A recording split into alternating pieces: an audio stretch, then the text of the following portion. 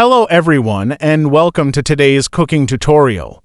In this episode, we'll be preparing a delicious and easy-to-make dish tuna mayo pitta.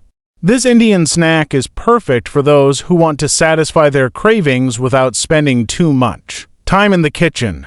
So, let's get started.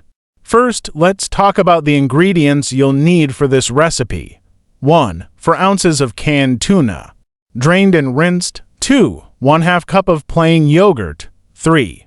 1/2 cup of mayonnaise. 4. 1/4 cup of chopped green onions. 5. 1/4 cup of chopped cilantro. 6.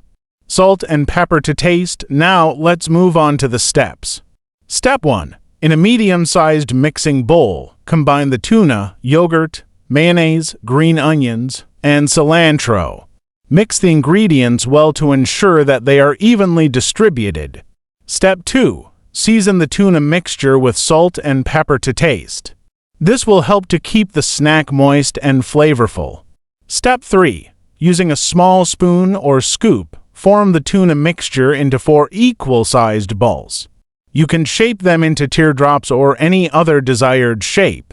Step 4. Place the tuna balls onto a lightly greased, oven-safe skillet or baking dish.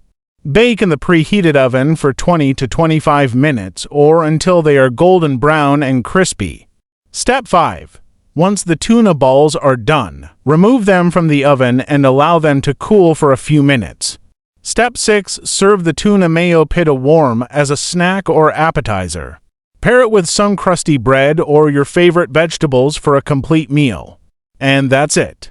You've just prepared a delicious and easy-to-make tuna mayo pitta snack. Enjoy your meal and don't forget to share your creation with friends and family. Happy cooking!